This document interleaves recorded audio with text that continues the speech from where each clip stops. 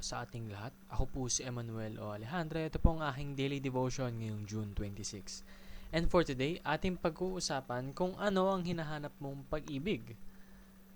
And this relates to the topic of love is a covenant na makikita natin sa Jeremiah chapter 31 verse 3 na nagsasabing, "The Lord appeared to us in the past, saying, I have loved you with an everlasting love.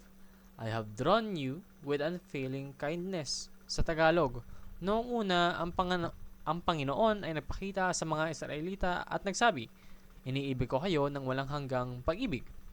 Sa kagandahang loob ko, pinalapit ko kayo sa akin." So, love is a covenant. What does this mean? It means that covenantal love is a promise. Ito po yung pangako. At ang pangako ay dapat na tinutupad. At ang lahat ng pangako ng Panginoon up until this day and all the coming days, forever, till the end of time, till eternity, will never be broken. Yung mga pangako po ng Panginoon ay laging true, it's factual, and it's timeless. So kung sinasabi dito na covenantal love, love ng Panginoon is a promise, then love is never ending in terms of God's standards. So, covenantal love is also a commitment. Hindi po yung may ginawang, kasi tayong mga tao, most of the time kapag tayo na-disappoint sa ginawa ng, sabihin na natin, partner natin or kapamilya natin, minsan nawawala yung love. Pero hindi po ganun yung nangyayari kay Jesus. Si Jesus, napakaraming ginawang kasalanan sa kanya ng tao. Sinaktan siya, kinutya siya, pinatay siya. Pero, He still loves us.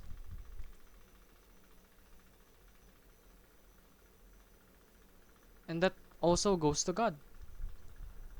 We have done a lot of things to not deserve God's love. In fact, we have done a lot of things to deserve God's wrath. But that did not happen. What happened was, He showed His love to us. Sinakripisyo na yung sarili niyang anak para sa kaligtasan natin. That is His love. That is the covenantal love that He offers to us. That He gifts us without anything in return. That's our God. That is why the covenantal love is sacrificial. The love that God practices is not an easy love. Hindi po ito yung pagmamahal dahil lang sa convenience.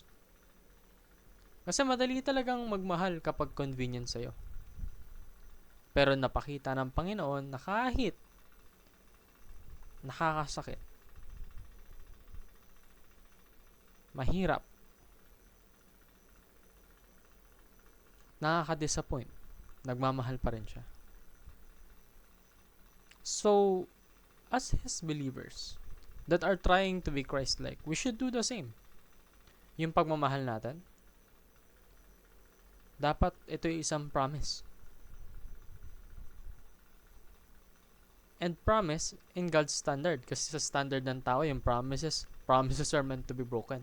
Pero pagdating sa Panginoon, yung pangako ay dapat na tinutupad. Kahit gaano pa katagal ang lumipas na panahon. And be committed. Kahit na mahirap. Kahit na masakit. Magmahal ka. Hindi ko sinasabing magpagamit ka. Sinasabi ko na mahalin mo pa rin sila. That is why we should be selfless. For a selfless giver that glorifies God is righteous. Yun lamang po ang aking daily devotion. Maraming salamat sa pakikinig. Pagpalain po tayong lahat and let us all give glory to God.